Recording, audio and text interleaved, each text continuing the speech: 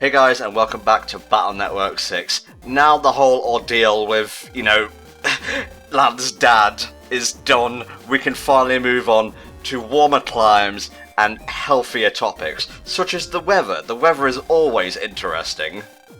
That guy looks like he's either Majora's Mask telling the weather, or like the manifestation of Twin Rova, or, Pokemon Sun and Moon, the person. I don't know. No, that is in fact Mr. Weather. I'm not sure if he is like a net navi, but he's huge. We'll see him eventually. I would think I'm trying to remember. I don't think there's a weatherman. I know there's like a cloud man, and then there's like the Navi we'll be encountering down the line. But other than that, I don't think there's a straight-up weather dude. There's Thunderman, who I believe is an original invention as well. He has a weird design going on with, like, some disc. He's got, like, a Zenyatta thing going on. I don't know. Okay. Which Battle Network was he in? He was in 2, I believe, if you're talking about Thunderman. Okay, I'm gonna look this sucker up. No, I just want a straight picture, thank you very much. Is that so hard to ask? Well, yes. Okay. Raoul. Raoul. That's his off's name. It's just, any chance to say a name sound funny, He looks okay, but that's one of the more guy-in-suit terms of designs of a net navi that I've seen in a while. Oh, back to the running channel, because Dad likes to watch that, even though I don't think I've ever actually seen him run. He was running for his life when the law came calling for him earlier, but still. What are you gonna do? What are you gonna do when the net comes for you? Net cops, net cops. So the next town is not Zaptown, I'm sorry, Skytown. Yeah, you shouldn't read what you should speak what you're reading, rather. I do that all the time. And this is basically setting up for the next cross we're going to get, and this is the wife of Count Zap that I mentioned earlier, Miss Ann Zap. Mm-hmm. And as always, I'm so surprised the dude married. I don't know, maybe he was a looker in his youth. Because when you look at him in the video game, fucking that's definitely not the case. Well, I don't actually know, what he looks like, so let me look this shit up. By the way, I don't know if you noticed back there, but we went in the shop, but there was some creepy skivvy guy just, slightly behind the corner of the shop there. You have to rewind the footage to see it, but... Yeah, he sells, sub chips, I believe. Okay, you got some good chips here, though. There's the Gundo Soul, even though, I was talking about Bodkai, earlier on. I just wanted to clarify that the program advances do work, to a degree. Some of them crash. The thing, they don't have all the graphics in there.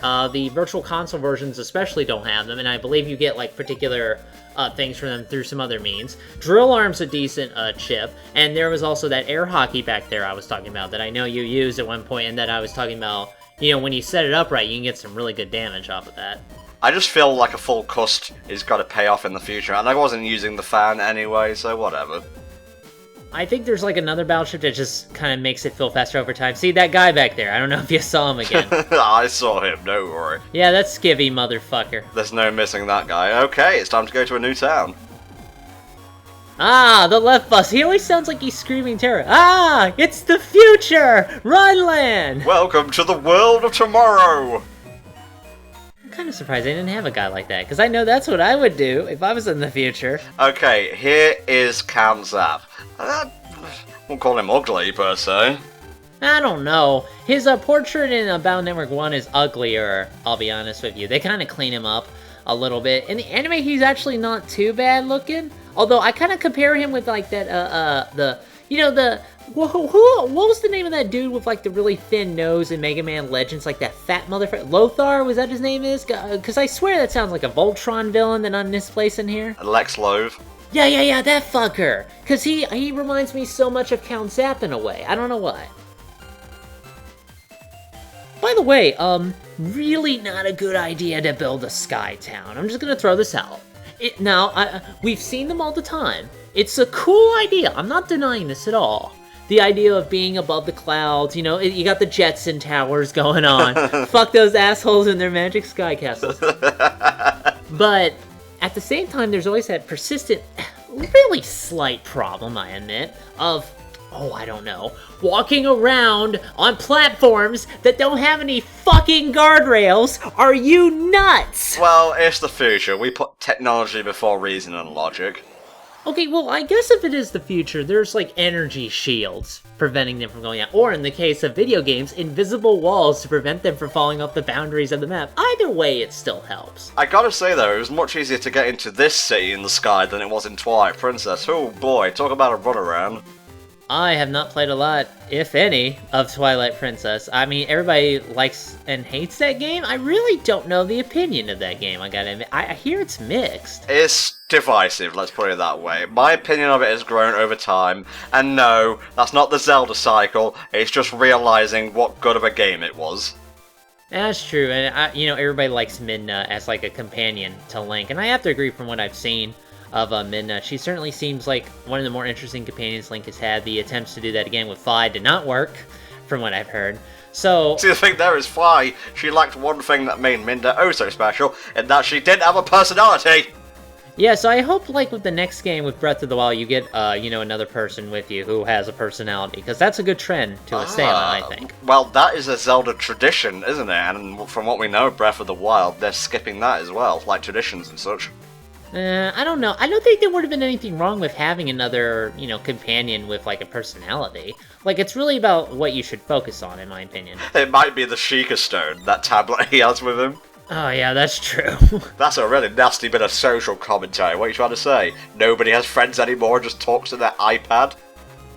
So, I was, gonna ask you, and I think I may have asked this earlier, if you had any particular theme you were going for with your chip folder. I seem to recall you just kind of want to tank raw power. I don't know, did you have any sort of strategy emerging as you have gone through this game so far? I like to keep it varied in terms of elements, because I know there's at least one boss that has multiple elements.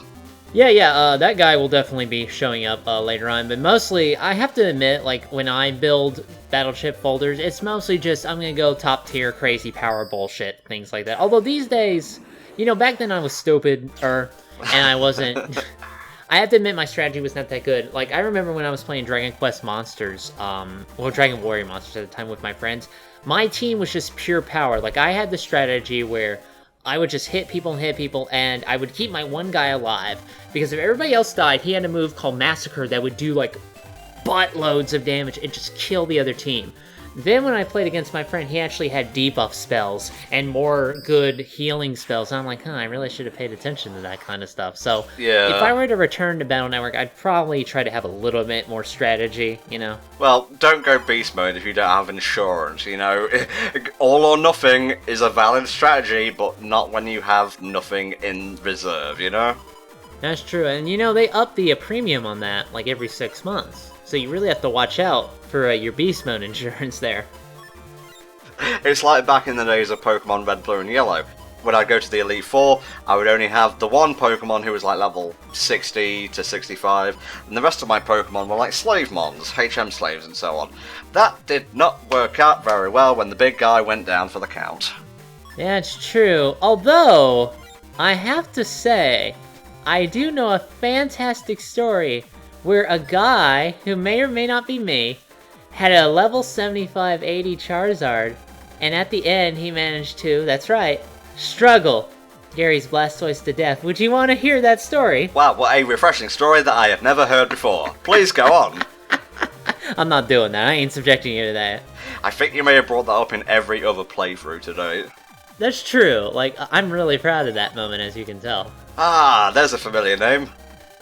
Yeah, Rush, of all things, is actually in this series. Rush and, well, I wouldn't say Treble. Treble is Gospel, in this series.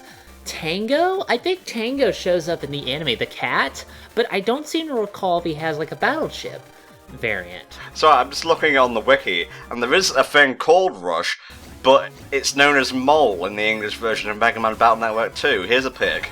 I think in, like, the Battle Network games, this really odd-looking version of Rush, who's like a brown sausage dog? I'm not actually sure what type of dog that is. He is apparently a rare enemy in the first two games that appears in the Undernet areas. He doesn't attack the player, and every attack done to him causes only 1 HP of damage. He acts in a similar way to the Whack-A-Mole game, creating 3 holes and appearing in one of them. If the player doesn't hit him before he returns to the hole, he will escape the battle. He has a more prolific role in the anime where he kind of just became like a little tag-along sort of thing. And it was kind of neat to see like a Rush, show up in Battle Network and do that kind of stuff. But he was kind of shit in the anime. He didn't really do much of interest, so I don't know. I much prefer his classic design. In Mega Man Battle Networks 3-6, Rush appears as a program to the Navi customizer that makes him appear once per battle in multiplayer net battles to paralyze opponents that use the chips Invisible or Mole. Also in Battle Network 6, what we just discussed with that punk Navi, Rush appears when Mega Man uses special treats on orange panels, forming a bridge for the Navi to cross over a gap. Okay, that's pretty good.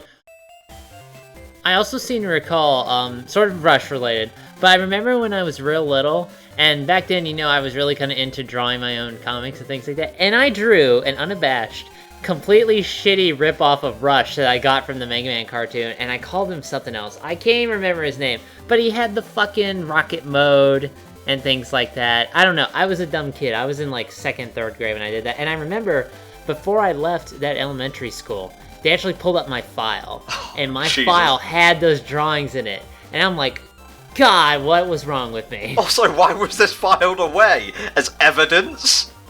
I'm guessing. Oh, look, he's completely shit. Let's laugh at him. We have evidence now. Did you call your Rush ripoff Dash by any chance? I don't know. I think it was like Power Dog or something. Power Dog? I don't remember his fucking name. If I can find it again, I'll let you know, I guess. But man, I don't remember. It was something dumb. Okay.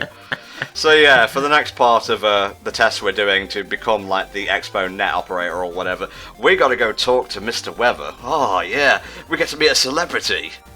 I'm sure that it will offer some very stimulating conversation for a machine that can predict the weather. Hey, I have a great idea. Let's make a machine that passes judgment on people, and definitely nothing will fuck up as a result. Well, I think you're downplaying the importance of Mr. Weather. He doesn't just predict the weather, he creates and controls the weather. Oh, I see. So he's basically a walking weather machine for fucking Cobra Commander to take over. Are you nuts? So how does that work then? Is all of Cyber City in like a dome, or does it just release stuff into the atmosphere and controls the weather that way? I would imagine that would be the case, because even then, if it's like the second thing, it would still mostly manifest over a centralized area considering the output that you have available for that kind of thing. So I imagine, oh, I want sunny day. There's some minimal clouds in the sky. Let's just puff out a few little clouds and it kind of just spreads over, the area. Something like that. So yeah, this is Mr. Weather. He is terrifying. Yeah, that's true. I mean, like, half of him is exploding, half of him looks like he's sweating a lot. I don't really know. He has stupid arms, and he has no feet. Just this horrible, like, super judgmental take on this guy. He's only trying to give you, like, sweet rays of sunshine and crisp rain to go on crops or some shit, I don't know. Well, if he makes the weather, I guess they mandate that we need rain, every so often. Because obviously we need rain, so shit can grow and things like that. Like, don't make, like, one of those wishes and, like, the Christmas special. Oh, I hope it's always a sunny day. Oh, well, good job there, Billy. You fucked it all up. Wish granted, motherfucker. Burn to ashes. Just laugh and explode into the sky. Okay, this test is actually pretty straightforward. It's just a load of net battles, really. Like, there's like a group of 3, a group of 5, and a group of 10. I like how back there he actually sassed you when you tried to jack into the wrong place. That's kind of neat. Yeah, that actually wasn't meant to happen. I thought you were supposed to jack into Mr. Weather. It's like when Professor Oak whines whenever you try to put a bike indoors. Like, I bet you could even go inside of a sports bike ring. That kind of thing. And it'll go, oh, Ash, now isn't the time to use that. But if you have your stupid roller skates, okay. One day Professor Oak will pass away, and then who will be able to tell me not to use my bike? No one, that's who. It's probably a pre-recorded message that occurs every time somebody tries to do something, and it just plays even though Professor Oak has long since left us. Oh, I guess it comes from inside the Pokédex, then. Yeah, you better be fucking scared. You're on the fucking sky platform above. It's Sky Fortress Zone, and you're gonna fly out and Lost Ark continues. And I saw you back there behind the elevator, motherfucker. You think I wasn't watching? Confrontation. Da da da da da da da. Hey, kid. Wanna buy some subchips? Wanna buy some Pokemons? Trust me, I only buy subchips for the articles, I'm sorry. I keep forgetting Sneak Run is so cheap, I really should buy some. Yeah, that's like the Repel, if I recall correctly, of Battle Network at this point. Mm-hmm. And yes, there is a chip machine back there, I don't know why. It's just now is the best time to do that, you know, when you're about to throw up and have vertigo. No, I'll just keep looking around. Where am I supposed to jack in? Ho ho ho ho ho! You know, I could have, you know, given a pass to, like, Seaside Town and Greentown, but where are people supposed to live in Skytown? That's true. Like I said, it's mostly a fucking sky fortress. Like, I really don't see... Although, like, a floating apartment complex actually really sounds like a cool idea. I mean, don't make one, because it's still bad, but it's also a cool kind of bad, you know what I'm saying? Oh, even the background here, it's like we're up in the air, but we're not. Oh, actually, this is a good feature where you can set up links to other areas from your home computer, and you can just jump to areas instantly. It's less useful than you'd expect. You'd have to, like, go out of your way to collect them, and they don't really get you directly to the places you really want to go to, so... if you skip over these, I'm not really surprised. Well, this was the first one, unless I was just, like, completely ignoring half my FAQ, that the guide told me to specifically get, because I believe we'll need it for a story purpose soon. Oh, hey, good thing you bought that unlocker back there. It's like I can predict the future. I better get out of here quick. Before someone sees me using illegal unlocking technology. The annoying thing, of course, is that when you run in this game, you up the chances of getting to an encounter. That's annoying, by the way. Oh, is that a real thing? Yeah. Like, you know, they used to do that a lot in older games, and in this game as well, so you really do have to be careful of running into battles a lot more quicker than you would normally do. Okay, I thought it was just, like, coincidence then. Well, sometimes it feels like coincidence. You know, I have to admit. Like, maybe I'm just being paranoid. It's possible. Okay, we have to go around this area and find, like, the 4 judges, you know, A through D. And, the first, like, judge challenge isn't too bad. We just have to do 3 battles in a row, and none of the enemies are all that tough. They get a lot tougher, believe you me. Oh, it appears you are using the power of our ancient Cybeast in order to completely destroy the enemies, but I'm sure I'll give you a pass for that. Like, nobody is questioning this at all. You would think the news would be in a tizzy over the fact that 2 legendary Cybeasts were devoured. One of them got put inside of a circus, and that's never a good place to be. Ah, yes, the Sonic and Knuckles fish, my favorite. You know, now that I think about it, I kind of get the idea of them being, you know, Sonic and Knuckles fish. Deadly corn attack. Yeah, it's just another recolor with slightly more health, it's fine. If you're trying to carb cycle, do you avoid fighting these guys? I have no idea what that's supposed to mean. Oh, carb cycling is... Oh, you really want me to explain, or...? Go for it, we've got a lot of battles coming. Carb cycling is when you deliberately drop the amount of carbs you consume per day and you eat more fats. You know, butter, cheese, things like that. And what that does is that when your body adjusts to that kind of thing, it uses up fat faster. It's actually a great way of taking off excess fat while keeping muscle. And I have actually used that in the past. It's called, you know, ketogenic. That's the state. It's, you know, called when you get into that kind of thing. Did you just fucking cast a Harry Potter spell at me? Ketogenic? I curse you to be thinner for at least an hour. I don't know. I've had a fat now.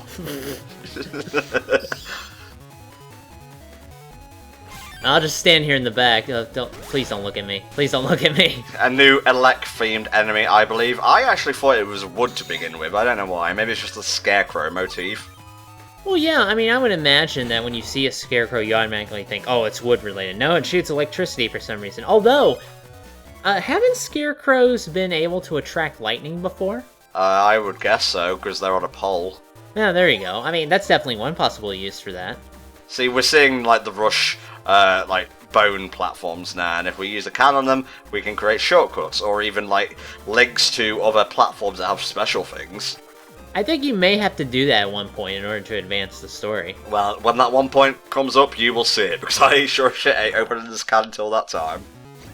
Here's a good way to pad the game. Let's just make them fight viruses for like 10 rounds. You know, that's smart. Oh, the 10-round one is coming, my friend. Maybe not in this part, but soon.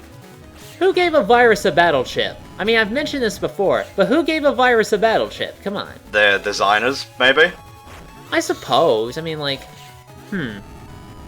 I know people just make viruses in this series just for fun and things like that, but at the same time, like, are they just doing it to fuck around? Or is it more like, I know the criminal stuff in this game, in this series, is more like, you know, cartoon anime kind of thing, but I kind of was hoping, you know, like, sometimes Battle Network Crime is like Shadowrun or Netrunner, if you've ever heard of those things. Have you heard of those things? I've heard of Shadowrun, but not the other thing. Well, basically, it's like, you know, people, runners, they go in and they take, like, data from, like, computers and things like that, and they sell it to the highest bidder, and they usually get, like, missions through a guy who always calls himself Mr. Johnson, you know, as a code name. Okay. So, and it's a very kind of futuristic world. In Shadowrun, there's, like, orcs and magic is back in the world, and it's just really fucking bonkers and weird. I don't know. I always liked it in some degree, so. Here is a stove shooting fire out of his mouth. You may want to get that checked. I think now is the perfect time to bring this out. Come on, there you go. Just walk into it. That's the beauty of a Gatling gun, mate. You point first and logic comes into it later. That is some ace battling strategy there, my friend. Ah, yes, the pulse bulb and the plus bulb 3. I'm trying to remember what these guys do. Obviously, they're elect because of the bulb thing. Oh, okay, this is what they do. They just get a little pissy and they kind of run towards you. Whoa, get out of my personal space, man. It's a little bit, like, wonky to get the hang of their, like, attack pattern. I mean, literally the pattern in which they attack, you know, not the order. But once you figure out that you can just basically step up, it's fine and you can counter that way. Alright, one more battle to go before this guy is done and dusted. Oh no, not the bees! Ah! I swear to God, if you let them, like, hit you, especially at the health point I'm at now, you will die instantly. Yeah, you definitely gotta watch out, because sometimes viruses will just catch you unawares. That was amazing. Yeah, good job for doing that. Yeah, you totally destroyed those trash viruses that we put out. You know, you gotta start easy, and then we'll get to the hard stuff. Yeah, you can't lock anybody out. That's a modern video game difficulty for you. Sensing a bit of sassiness there. Oh yeah, definitely. Okay, guys, this particular test will continue next time, so we'll see you then.